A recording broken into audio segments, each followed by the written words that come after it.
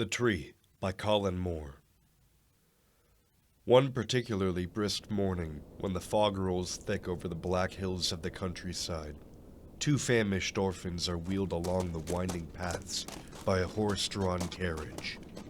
Their new abode peaks from a small hill obscured by clouds which never learned to fly. As they draw closer to the towering manor, the children can see a tall man clad in top hat.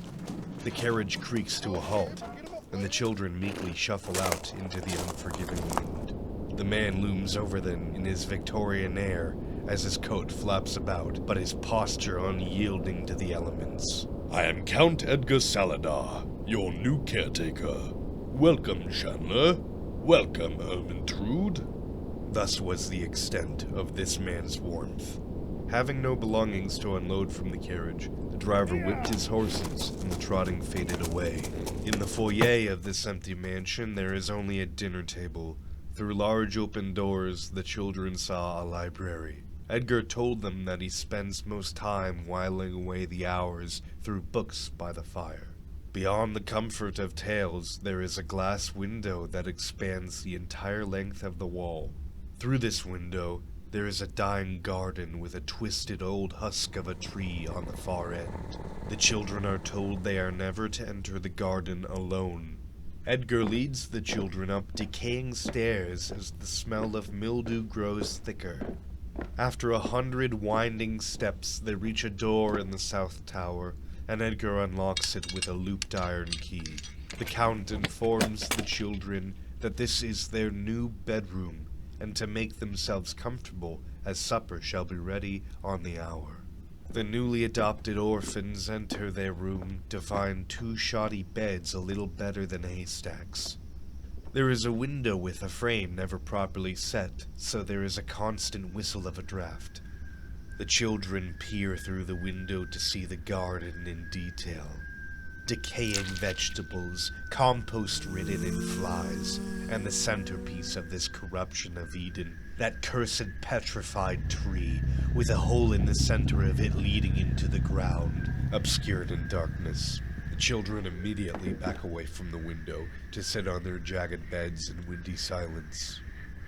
A dinner bell reverberates off the acoustics of the empty towers, and the children head downstairs for supper, careful not to trip on the stairway. The table is already set, as Edgar sits somberly on the far end. On the side closer to the children, there are 2 plates, each bearing a small baked potato. The famished orphans race to the table in glee, and nearly eat the potato barehanded, when Edgar halts them with a sharp hiss.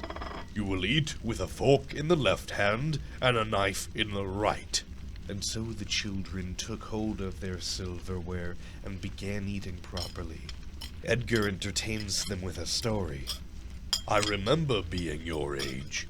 All color was black and white back then, and before that, everything was bare earth. Edgar's tale is interrupted by a coughing fit as he covers his face in a red-stained handkerchief, so he tells the children, Now is the time to slumber. He carries himself off to the library and takes a seat by the fireplace. The children waddle back to their rooms, gratefully stuffed from nature's bounty. They climbed the 100 stairs all the way up to their room and went to bed.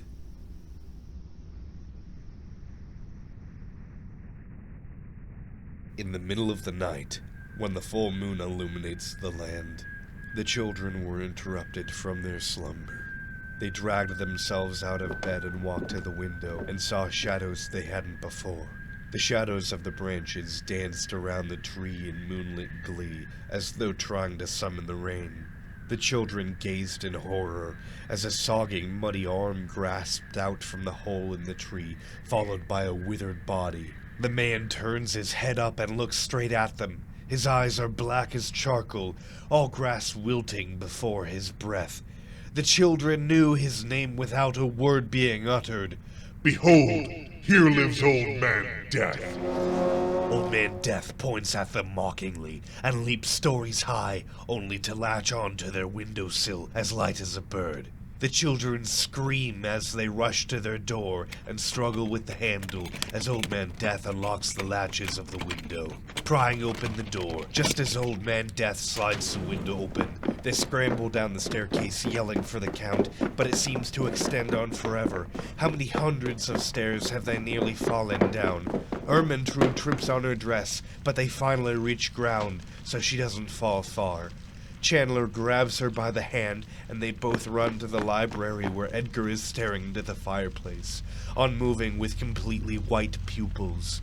The fire abruptly goes out, as the children hear the echoing laughs draw closer from the south tower. The children notice there is no more glass wall or garden. There is only black void and the tree.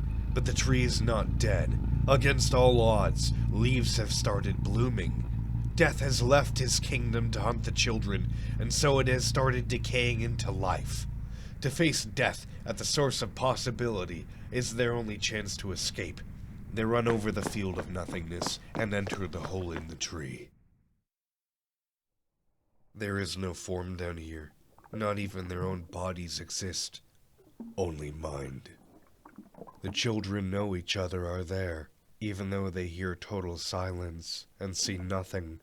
But now two minds have entered this void. Imagination is the source of creation in this realm of entropy and despair, and because the children are scared, the forms that take shape are terrifying creatures made of all kinds of teeth and eyes, and appendages that grab. The children have warped Death's realm with cursed life, and they hear Death weeping beyond the monsters. The children realize they have power here. Power to create, using the heart and mind. So they focus on their own conscious energy. They force their energy to vibrate at increasingly higher frequencies until the monsters screech in pain at the blinding light and sound the children are creating. The void radiates in light, and yellow hillsides with green trees begin taking shape as the form of the children manifest into this higher dimension of pure creative life force. Infinite potential await them as the darkness clears into magnificent mountains beyond the vast hills, warm weightless clouds extending past ringed moons in the endless sky. Memories of hunger, pain, and fear wash away as the children laugh and run through the land of sun.